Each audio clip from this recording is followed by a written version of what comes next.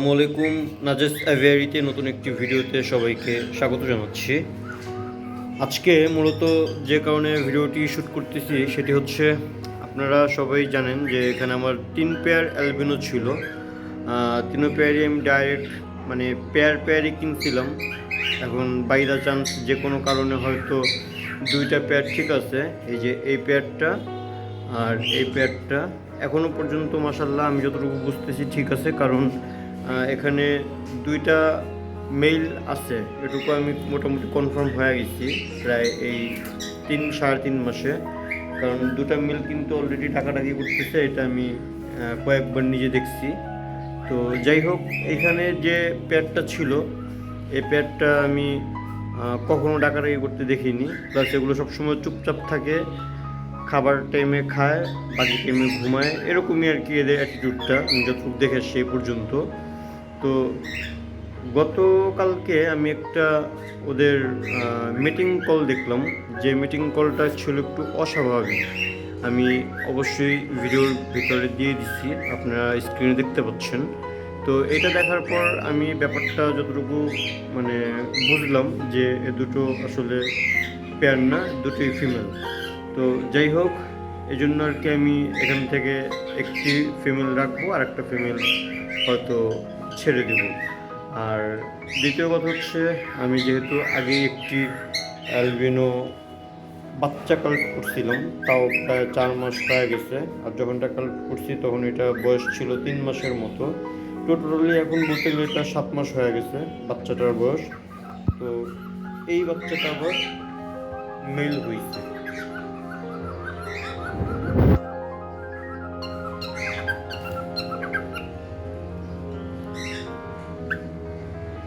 দেখেন, এটা সম্ভবত মেল বাচ্চা, সম্ভবত না, মোটামুটি বলা চলে এটা মেলই হবে, কারণ এটা প্রচুর ডাকাডাকি করে, 7 মাস বয়স হয়ে গেছে অলরেডি, আর এটার অ্যাটিটিউড বলে দেয় এটা একটা মেলই হবে। তো আমি ভাবতেছি এই মেলটার সাথে ওদের যে কোনো একজনকে পেয়ার দিব, এখন না আরও পরে, অবশ্যই আপনারা জানবেন কখন দেই বা না দিই। আর এই জন্যই মূলত আমি এখানে যে ব্রিডিং বক্স দিয়ে রাখছিলাম, ওদের এই বক্সটাকে খুলে ফেলছি, যাতে, কারণ এখন তো আর বক্স দিয়ে কোনো লাভ নেই, এই জন্য বক্সটা খুলে ফেলছি। আর একটা জিনিস একটু বলে রাখি, যেহেতু এখানে ফিমেলের বয়স বেশি আর মেলের বয়স কম, ওই ক্ষেত্রে আমি এখনই সরাসরি ওদেরকে পেয়ার দিচ্ছি না আলাদা করে। এতে করে ফিমেলের বয়স বেশি হলে আর মেলের বয়স কম হলে কিন্তু ফিমেল মেলটাকে অনেক সময় এমনভাবে আক্রমণ করে, মেল কিন্তু অনেক সময় মারাও যায়, আমি শুনছি, যদিও এমনটা আমার সাথে হয়নি। তো আপনারা এই জিনিসটা অবশ্যই খেয়াল রাখবেন, কারণ এখন কিন্তু পেয়ার দিলেই কিন্তু এরা পেয়ার নেবে না, বা ডিম দিলেও কিন্তু ডিম ফার্টাইলও হবে না, কারণ মেলটা কিন্তু ছোট। আরও মিনিমাম 5 মাস পর আমি মেলটাকে হয়তো দিতে পারি, যেহেতু ফিমেলের বয়স বেশি। তো ওই ক্ষেত্রে আপনারা এই জিনিসটা একটু মাথায় রাখবেন।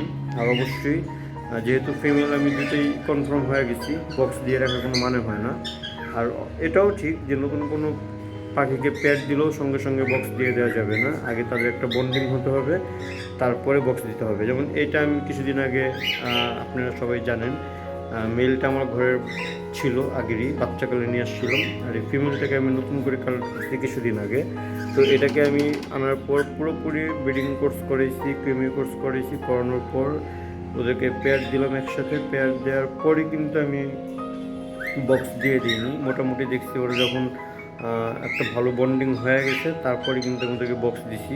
এখন মাশাআল্লাহ ওরা বক্সে আসতেছে প্লাস যাচ্ছে, আমি 2 দিন যাবত দেখতেছি। এমনকি আমি ওদেরকে মিটিং করার যে প্রিপারেশন সেটাও দেখছি, ওরা মোটামুটি এখন অ্যাক্টিভ হয়ে গেছে, পেয়ারও হয়ে আসছে আশা করি আমি। তো এই জন্যই আর কি মূলত বক্সটা দিয়ে দিচ্ছি।